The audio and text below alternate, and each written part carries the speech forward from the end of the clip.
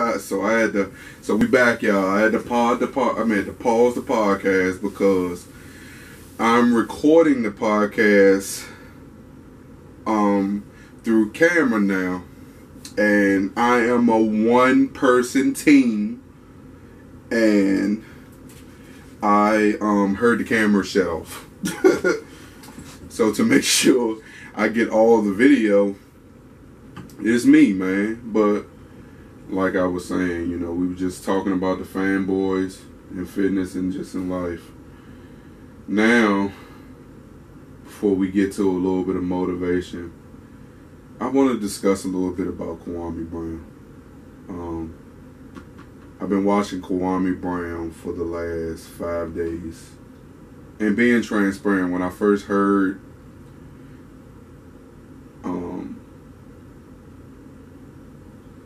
him speak, I was like, wow. I haven't known him personally, but I've watched him in sports, whether it was with the Wizards, whether it was with the Lakers, whether it was with any team in the NBA he's played over, you know, his 20 years. But most recently, I watched him on the Big Three.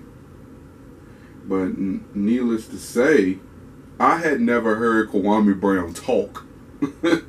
So you hear him talk and you like, wow, this guy right here is real country. That's the first thing that jumps off.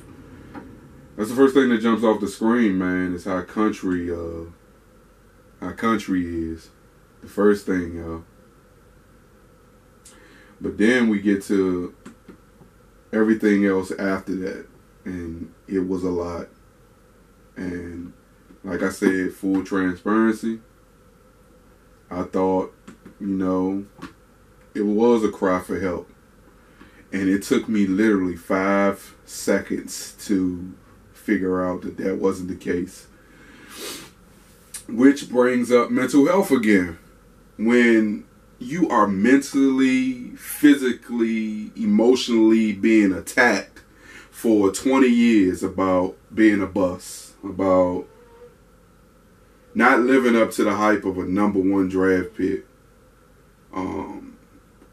In so many cases, like some of the stuff I heard this week, which caused someone to send, because I'm not going to give that someone any love on this podcast, because Kwame Brown brought some things to my attention that even I had to step back and check myself.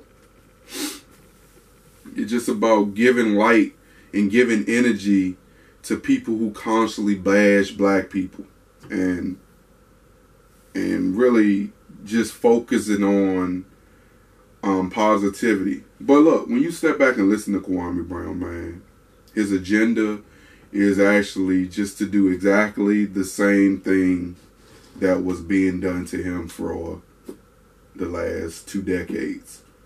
And he's calling everyone out who's ever said anything negative about him. And what makes it so bad is when you go on his YouTube, man, he's actually been preaching positivity for a year plus on his YouTube.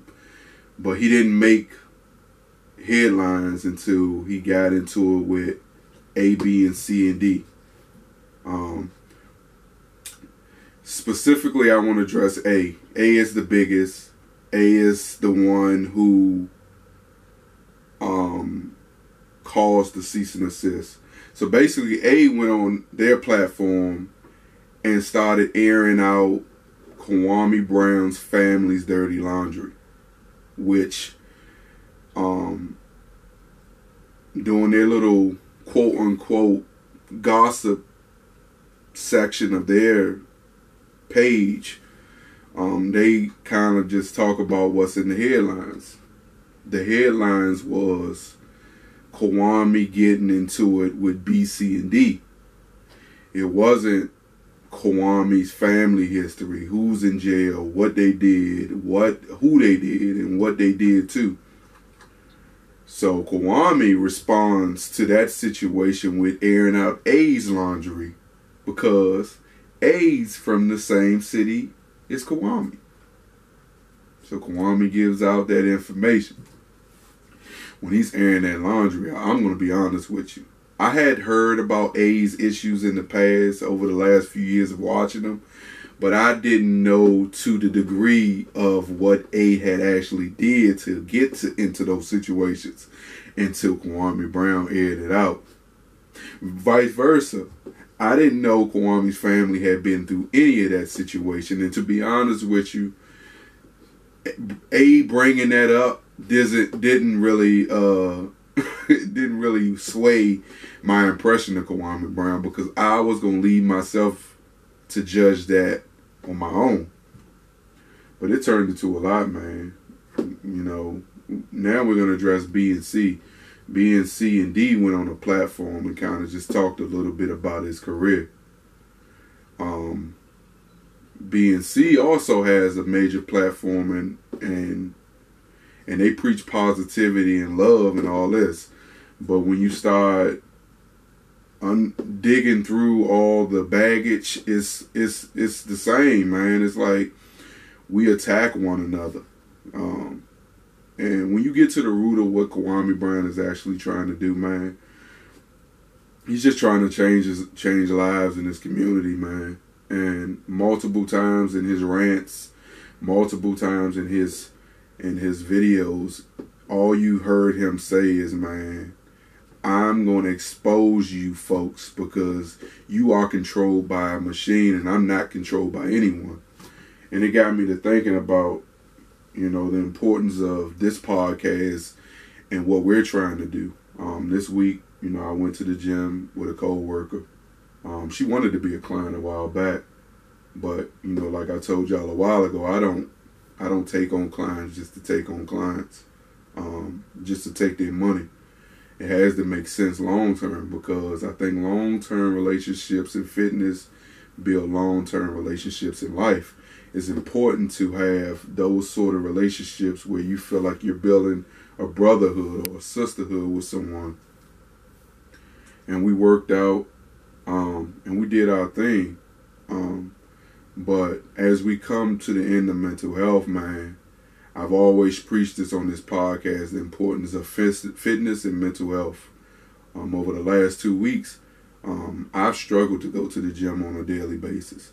I've struggled to work out regularly.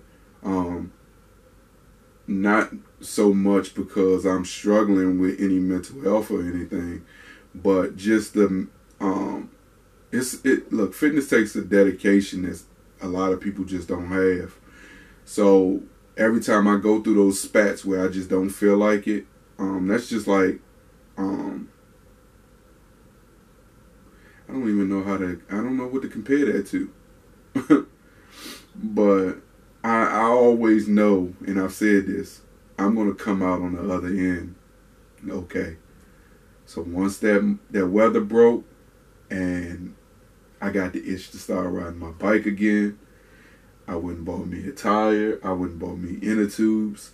So I'm ready for this summer versus last summer. But like I've always said, if you find something in fitness you love, it won't feel like you're working out. And I enjoy riding my bike, which is reactivated those consistent everyday workout feelings, which is cool, man. And my task to you is, man, don't get down, don't get so low on yourself that you forget where it started. Seriously, don't get so low on yourself that you forget how you got to the point that you are at now. Because it's easy to forget about all the work you put in prior to being at your lowest moment. I mean, after being at your lowest moment. So much work to be the best you that you possibly can. So don't get down on it, man.